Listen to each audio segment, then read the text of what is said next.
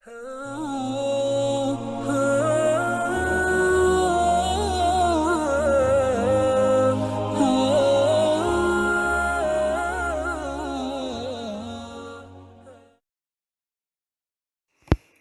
علیکم ورحمۃ اللہ وبرکاتہ نحمده ونصلی علی رسولہ الکریم اما بعد اعوذ باللہ من الشیطان الرجیم بسم اللہ الرحمن الرحیم رب اشرح لی صدری ویسر لی امری واحلل عقدۃ من لسانی یفقہوا قولی۔ آج ہم اللہ کی توفیق سے سورۃ الناس پڑھیں گے انشاءاللہ۔ پہلے لفظی ترجمہ دیکھیں پھر روانی میں۔ لفظی ترجمہ، بسم اللہ الرحمن الرحیم۔ قل، آپ کہہ دیجئے، اعوذ، میں پناہ میں آتا ہوں، برب الناس، لوگوں کے رب کی، ملک الناس، لوگوں کے بادشاہ، الہ الناس، لوگوں کے معبود، من شرری، شر سے، الوسواسی، وسوسہ ڈالنے کے، الخناس، پیچھے ہٹ جانے والے، الذی، وہ جو، یوسوسو، وسوسہ ڈالتا ہے، فی صدور الناس، لوگوں کے سینوں میں، من الجنتی، جنوں میں سے، والناس، اور انسانوں میں سے۔ روان ترجمہ، سورۃ الناس۔ بسم اللہ الرحمن الرحیم۔ قل اعوذ برب الناس، کہہ دیجئے میں پناہ میں آتا ہوں یا آتی ہوں لوگوں کے رب کی، لوگوں کے بادشاہ کی، لوگوں کے معبود برحق کی، وسوسہ ڈالنے والے، پیچھے ہٹ جانے والے کے شر سے، جو وسوسہ ڈالتا ہے لوگوں کے سینوں میں، جنوں میں سے اور انسانوں میں سے بھی۔ چلیں اب تفسیر دیکھتے ہیں سورۃ الناس کی۔ پچھلی سورۃ الفلق میں ہم پناہ لیتے ہیں اللہ کی صرف ایک بار، اعوذ برب الفلق کہہ کر۔ پناہ کئی چیزوں سے لیتے ہیں، ہر چیز کے شر سے، اندھیری رات سے، ساحر اور حاسد سے، اور ان چیزوں سے پناہ لیتے ہیں جو ایکسٹرنل ہے، باہر سے یا دوسروں کی طرف سے جو برائی آ سکتی ہے، تو اس سے ہم پناہ لیتے ہیں۔ لیکن سورۃ الناس میں 3 بار اللہ کی پناہ لی جاتی ہے۔ اس کا مطلب یہ ہوا کہ بہت اہم بات کہی جانے والی ہے۔ 3 دفعہ پناہ لے کر ایک ہی شر سے پناہ چاہتے ہیں، اور وہ شر کیا ہے؟ وسوسوں سے، کیونکہ وسوسوں پر قابو پانا بہت مشکل کام ہے۔ جتنے بھی شر ہیں ان سب میں کہیں نہ کہیں شیطانی وسوسے پیچھے ہوتے ہیں، ہر گناہ کے پیچھے، ہر جادو اور سحر کے پیچھے اور حسد کے پیچھے بھی شیطان کی طرف سے اکساہٹیں ہوتی ہیں جن سے انسان بگڑ کر برائی کر بیٹھتا ہے۔ پہلی 3 آیات میں اللہ کی 3 صفات اور ناموں کے ساتھ پناہ لی جاتی ہے، رب الناس، ملک الناس اور الہ الناس کہہ کر۔ رب الناس سے مراد کیا ہے؟ انسانوں کو پالنے والا، پرورش کرنے والا، دیکھ بھال کر کے نشو و نما دینے والا۔ ملک الناس یعنی انسانوں کا مالک، بادشاہ، شہنشاہ، جس کا زور ہر ایک پر چلتا ہے، جو سب سے زیادہ غنی ہے، طاقتور ہے، جس کی بات سب کو سننی پڑتی ہے، ماننی پڑتی ہے۔ الہ الناس یعنی انسانوں کا معبود حقیقی، جس کے مقابلے میں کوئی دوسرا الہ نہیں، وہ جو عبادت کا حق رکھتا ہے وہ ہے الہ، وہ جو صرف ایک الہ برحق ہے پوری کی پوری کائنات میں۔ جب انسان کوئی سخت مصیبت میں پڑ جاتا ہے تو اس بے بسی کے عالم میں وہ جس الہ کو پکارتا ہے وہ صرف اللہ ہے، حقیقی الہ جو پکار کو سن سکتا ہے۔ اللہ کے ان 3 عظیم الشان نام اور صفات لے کر صرف ایک چیز سے پناہ مانگی جاتی ہے، من شر الوسواس الخناس، بار بار وسوسہ ڈالنے والے کے شر سے۔ اور کون ہے یہ وسوسہ ڈالنے والا؟ ابلیس اور اس کا لشکر، شیاطین اور جن۔ ہم ان کے شر سے اکیلے نہیں ڈیل کر سکتے، کیونکہ اللہ نے ان کو آزادی اور اجازت دی ہے ہمیں بہکانے کی، تاکہ اللہ ہمارا امتحان لے سکے، ہمیں آزمائے۔ تو شیطان ہمارا کھلا دشمن ہے۔ اور دوسری بات اس لیے بھی ہم اکیلے شیاطین کے شر سے بچ نہیں سکتے کیونکہ وہ چھپا دشمن ہے، ہم اس کو دیکھ نہیں سکتے لیکن وہ ہمیں دیکھ سکتے ہیں، اور ہر انسان کے ساتھ ایک شیطان لگا ہوا ہے، پیدائش سے لے کر موت کی آخری گھڑی تک۔ اگر دشمن نظر آئے تو ہم اپنا دفاع کر سکتے ہیں، کم از کم تیاری کر سکتے ہیں سیلف ڈیفنس کے لیے، اس کو ہرانے کے لیے۔ لیکن اگر نظر ہی نہ آئے تو نہتہ انسان کر کیا سکتا ہے؟ وہ اللہ کی پناہ میں، اللہ کے ذمے میں اور سہارے میں آ سکتا ہے۔ دوسری کوئی جائے پناہ نہیں اللہ کے سوا۔ وسواس الخناس، الخناس کا مطلب ہے بار بار پلٹ کر آنے والا۔ شیطان مسلسل وسوسہ ڈالتا رہتا ہے دل میں، گناہ کی طرف اکساتا رہتا ہے، لیکن جیسے ہی بندہ اللہ کا ذکر کرتا ہے تو وہ بھاگ جاتا ہے، چھپ جاتا ہے۔ پھر جب بندہ اللہ کے ذکر سے غافل ہوتا ہے اور اپنی دنیاوی کاموں میں مشغول ہو جاتا ہے تو پھر واپس آ کر تنگ کرنے لگتا ہے۔ یہی مطلب ہے الخناس کا، کہ پیچھے ہٹ جاتا ہے۔ جب بھی اللہ کا ذکر ہم کرتے ہیں اپنی زبان سے تو پھر وہ پیچھے ہٹ جاتا ہے، چھپ جاتا ہے، لیکن پھر دوبارہ جیسے ہی ہم بھولنے لگتے ہیں اللہ کا ذکر، اللہ کے ذکر سے غافل ہوتے ہیں، تو پھر واپس آ کے ہمیں وسوسہ ڈالنے لگتا ہے۔ لیکن جو معوذتین کو صبح کے وقت پڑھ لیتے ہیں آیت الکرسی کے ساتھ تو وہ شام تک شیطان کے شر سے محفوظ ہوتے ہیں، اور جو شام کے وقت پڑھ لیں معوذتین تو وہ فجر تک اللہ کی حفظ و امان میں رہتے ہیں۔ وسوسہ کیسے اور کہاں ڈالتا ہے شیطان؟ فی صدور الناس، انسانوں کے سینوں میں۔ اسی لیے بری سوچ اور خیالات اور برے جذبے کہاں پنپتے ہیں؟ دلوں میں۔ دل کی بیماریوں میں سے حسد ہے، تکبر ہے، کینہ، بغض، نفرت، جلن، شک، بدگمانی، غلط فہمی، خود پسندی، لالچ، نا امیدی، یہ سب کے سب دل کی بیماریاں ہیں۔ اور اگر کوئی گناہ کی طرف زیادہ مائل ہونے والا ہو، ایمان کمزور ہو اس کا، تو شیطان اس کو انہی دل کی بیماریوں کو اپنا تیر بنا کر انسان پر حملہ کرتا ہے، انسان کو بھٹکانے کا کام کرتا ہے۔ آپ کو معلوم ہوگا کہ شیطان کی نافرمانی کی وجہ کیا تھی؟ اس نے اللہ کے حکم پر آدم علیہ السلام کو سجدہ کیوں نہیں کیا تھا؟ کیونکہ اس کے اندر تکبر تھا، خود کو بڑا سمجھتا تھا، خود پسندی اور انا کا شکار ہو گیا، اور اس کو حسد ہو گیا تھا آدم علیہ السلام سے، اور یہ چال اس کے بہت سارے ہتھ کنڈوں میں سے ایک ہے۔ اور کیونکہ اللہ اس سے سخت ناراض ہو گیا تھا اس کی نافرمانی، تکبر اور حسد سے، تو وہ یہی سارا کچھ کراتا ہے انسانوں سے تاکہ وہ بھی نافرمان ہو جائیں اللہ کے، اور وہ بھی محروم ہو جائیں جنت سے۔ حدیث میں آتا ہے کہ رائے کے دانے کے برابر بھی اگر کسی کے دل میں تکبر ہوگا تو وہ جنت میں نہیں جائے گا۔ اسی طرح حسد کرنے والے کی ساری نیکیاں جل جاتی ہیں، مٹ جاتی ہیں، جیسے کسی کھیت یا باغ کو آگ لگ کر وہ چٹیل میدان ہو جاتا ہے، ساری نیکیاں ضائع ہو جاتی ہیں، جل جاتی ہیں، مٹ جاتی ہیں۔ تو یہ کوئی چھوٹی بات نہیں، یہ بہت بڑے بڑے گناہ ہیں، ان سے ہر حال میں بچنا چاہیے۔ اسی طرح دوسری دل کی بیماریاں جو ہیں، جیسے بدگمانی، لالچ کے ذریعے انسان کو اچھے اعمال اور جنت سے دور کرنے کی مسلسل کوشش کرتا رہتا ہے شیطان۔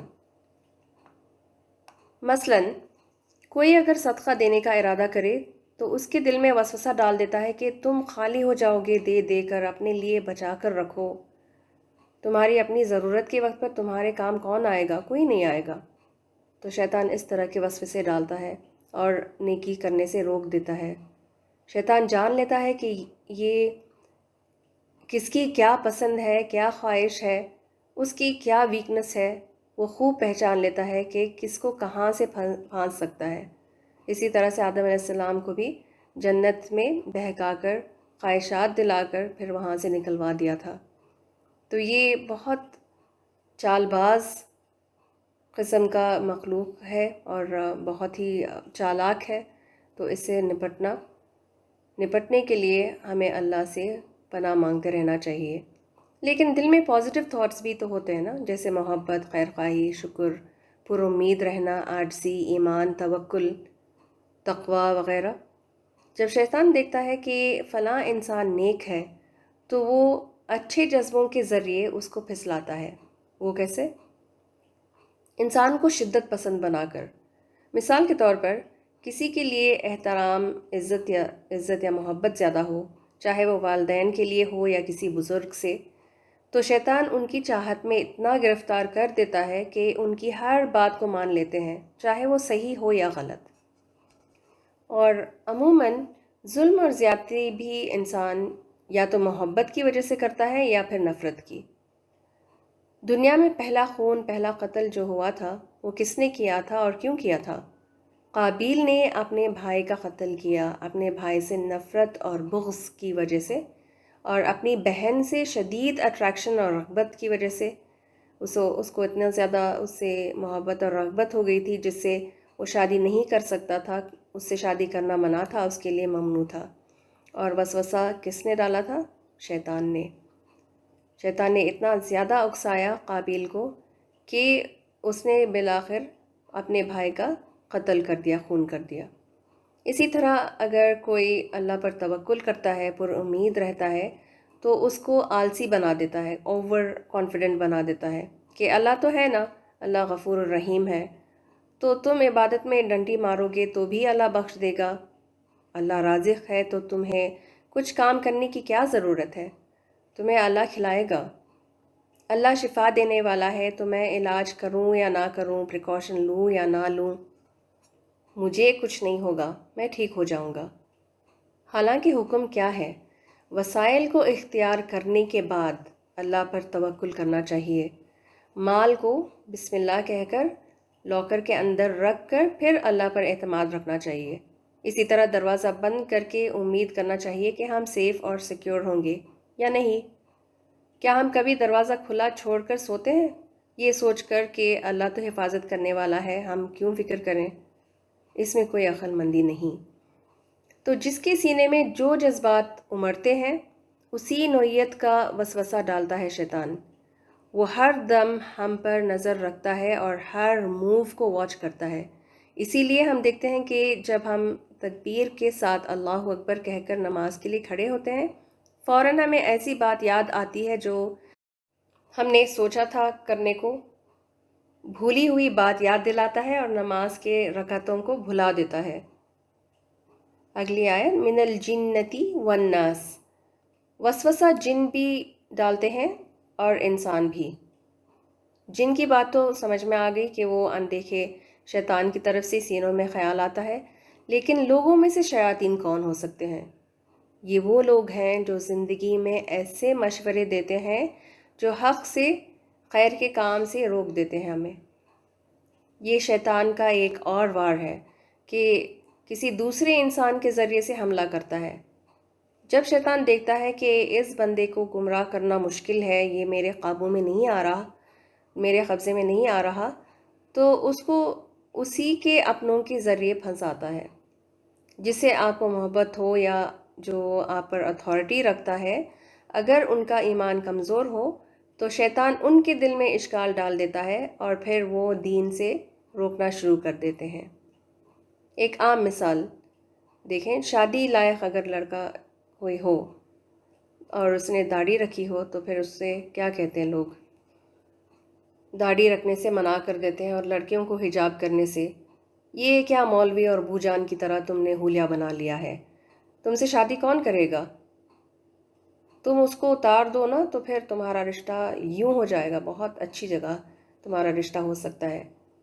لیکن یہی لوگ جب دیکھتے ہیں اپنی اولاد کو دین کے راستے سے ہٹتے ہوئے، انگریزی تہذیب کو اپناتے ہوئے اور حرام میں پڑتے ہوئے، تو ان کو روکتے نہیں، الٹا تسلیاں دیتے ہیں، ہاں کوئی بات نہیں، سب یہی کر رہے ہیں نا، اس میں کیا حرج ہے، کچھ نہیں ہوتا، تم بھی یہ کر لو گے تو آسمان نہیں ٹوٹ پڑے گا۔ اور اس طرح ہماری تہذیب میں برتھ ڈیز اور اینیورسری سیلیبریٹ کرنا، میوزک پہ ڈانس کرنا، انٹرسٹ بیسڈ لونز لے لینا، بے پردگی اور ننگا پن، یہ سارا کچھ شامل کروا دیا شیطان نے۔ انہی چیزوں کو خوبصورت اور خوشنما کر کے دکھاتا ہے شیطان اور لوگ مرعوب ہو کر اس پر چل پڑتے ہیں۔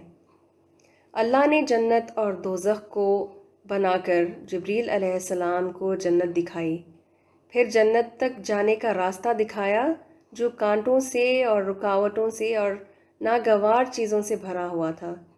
تو جبریل نے فرمایا یہاں بہت کم لوگ پہنچ پائیں گے۔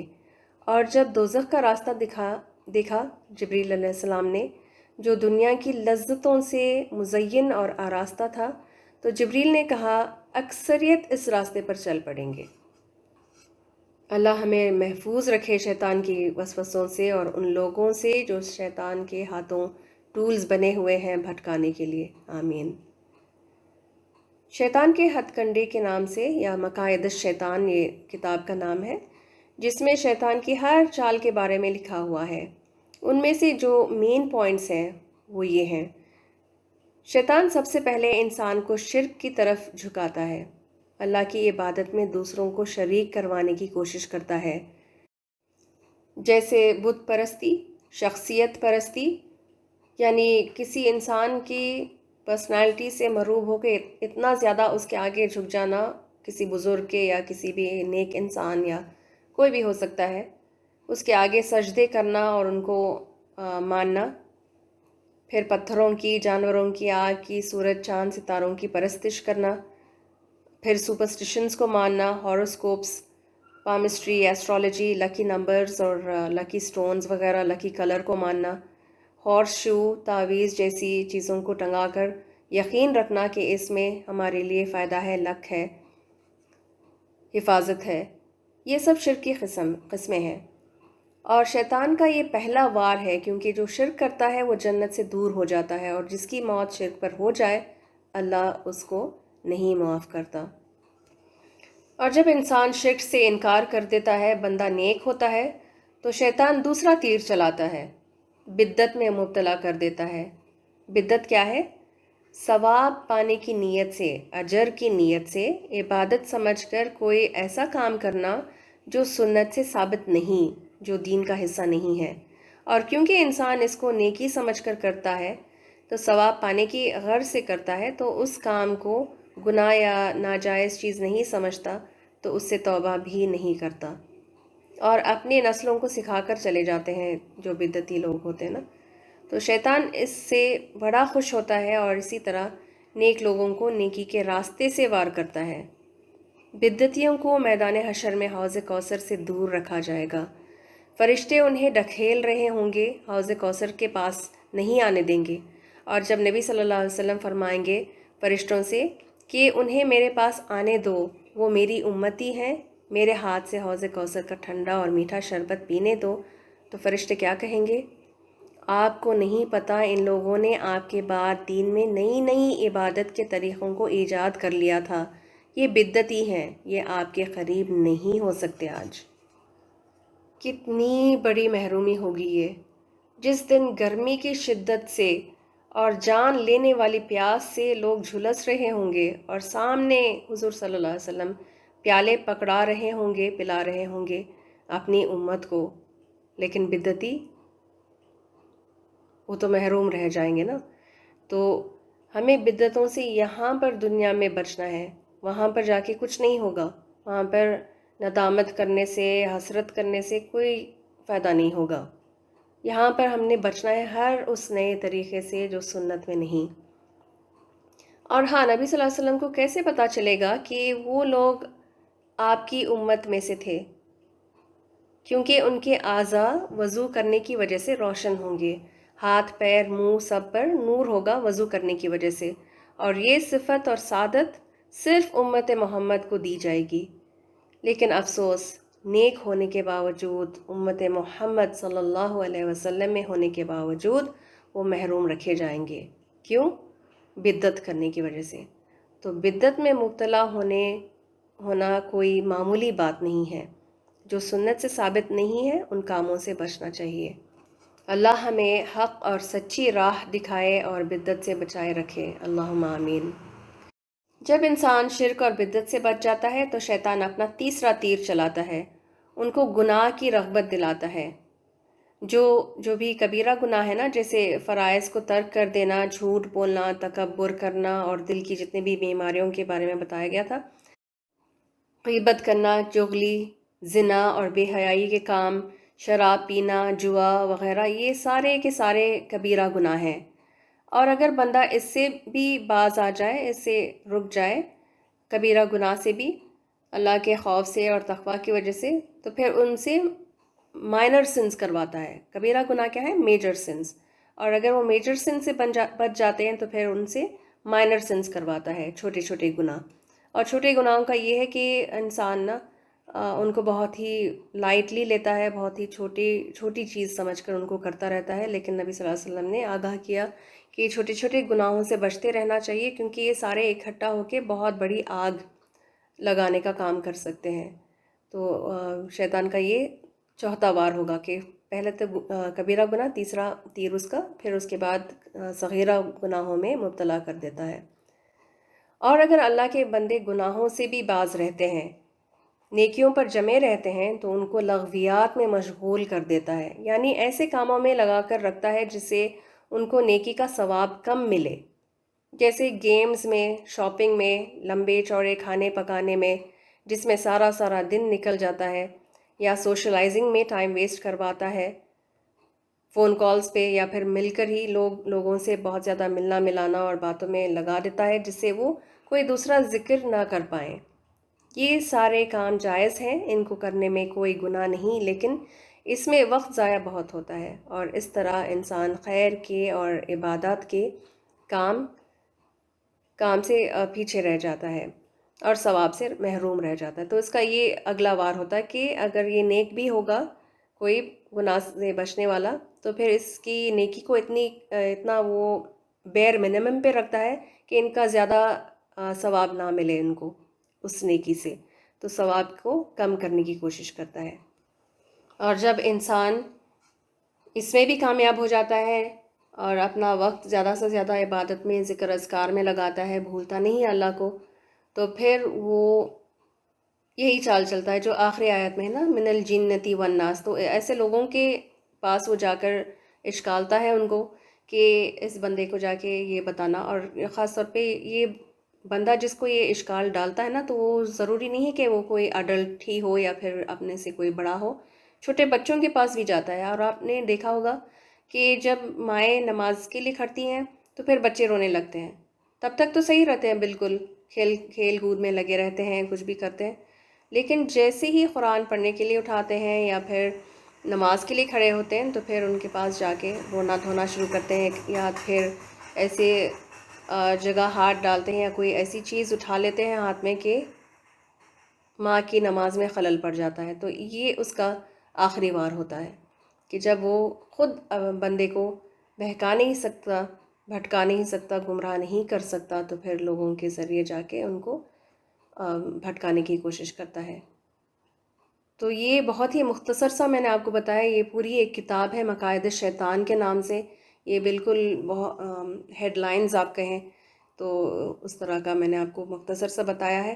انشاءاللہ اگر موقع ہوا تو پھر اس کتاب کا بھی تھوڑا سا مطالعہ کریں گے، یا پھر اس کا ایک شارٹ کورس کر سکتے ہیں، لیکن ابھی کے لیے بہت آپ کا وقت میں نے لے لیا ہے۔ یہ آخری سیشن تھا لیول 1 کا، بیان القرآن لیول 1 کی سیریز کا یہ لاسٹ لیکچر تھا۔ یہ ہمارا سلیبس آج مکمل ہو گیا، الحمدللہ کثیرا، الحمدللہ الذی بنعمتہ تتم الصالحات۔ انشاءاللہ دعا اور اگلے لیول کا جو بھی سلیبس وغیرہ ہوگا وہ اگلے آڈیو میں ڈسکس کریں گے انشاءاللہ۔ دعا کے ساتھ اختتام اس کا کریں گے، اور دعا کے ساتھ دوسرا جو لیول ہے اس کو شروع کریں گے انشاءاللہ۔ یہاں پر آج کا یہ لیسن اس سیریز کا ختم ہوتا ہے۔ بارک اللہ لی ولکم فی القرآن الحکیم ونفعنی وایاکم بآیاتی وذکر الحکیم۔ امید ہے کہ آپ سب کو یہ نفع بخش ہوا ہوگا۔ انشاءاللہ ہم ایک فارم آپ کو دیں گے گوگل فارمز پہ، یا پھر گروپ کو کھول دیا جائے گا، تو پھر اس میں آپ اپنے جو تاثرات ہیں اس کو بھی شیئر کریں، ہمیں بتائیں کہ اس میں اور مزید کیا انکلوڈ کر سکتے ہیں، اس میں امپروومنٹ کام پر ہم کر سکتے ہیں، تاکہ جو اگلے لیولز ہمارے ہوں گے تو پھر اس میں اس کو اگر فیزیبل ہوگا تو انکلوڈ کیا جائے گا انشاءاللہ۔ سبحان ربک رب العزۃ عما یصفون وسلام علی المرسلین والحمد للہ رب العالمین۔